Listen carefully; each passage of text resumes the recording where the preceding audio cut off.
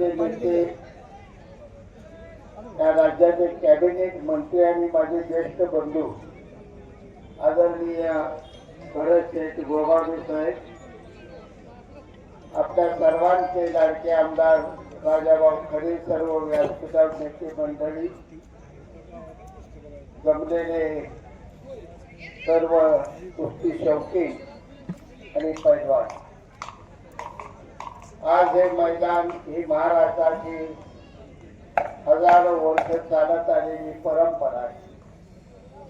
पवाड्यासाठी टाकलेली दबावाची थाप,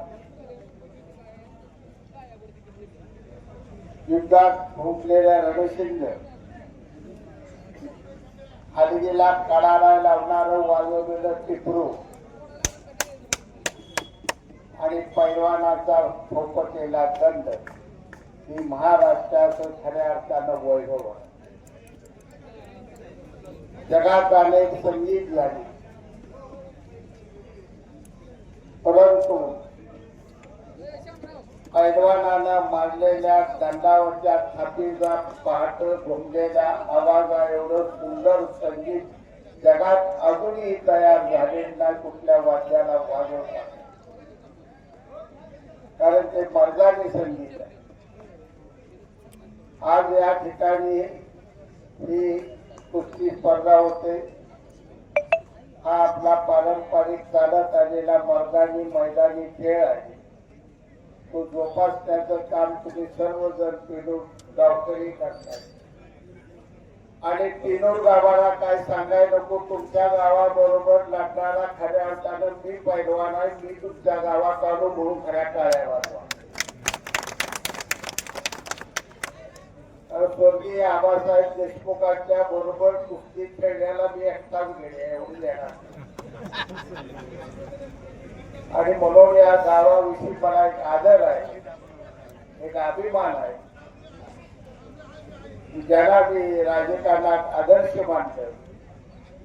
त्या भाई गणपतरावजी देशमुख साहेबांची जन्मभूमी आहे आणि म्हणून मी पेनूरवर कायमच नितांत प्रेम करत आहे.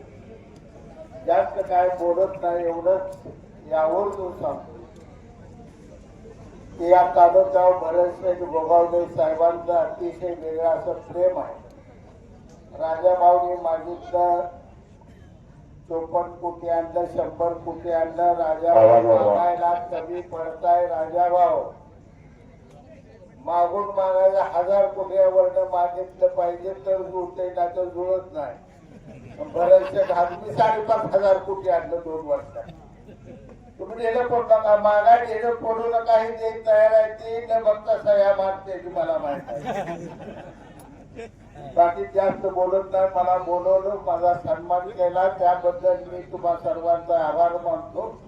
संयोजकांचा आभार मानतो. आमच्या आमदार साहेबांच्या इच्छेमुळे सहज बोलून गेलो, पण जगभर जो डायलॉग माझा गाजला तो तुमच्यासाठी म्हणून दाखवतो.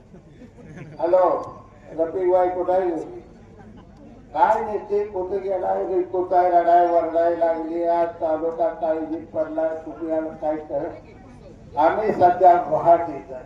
काय झाडी, काय पगार, काय हॉटेल, समजा काय ओके आहे. बऱ्याचशे गोगावले साहेब मंत्री आपलं ओके, पेनूरच्या कुस्त्या एकदम ओके.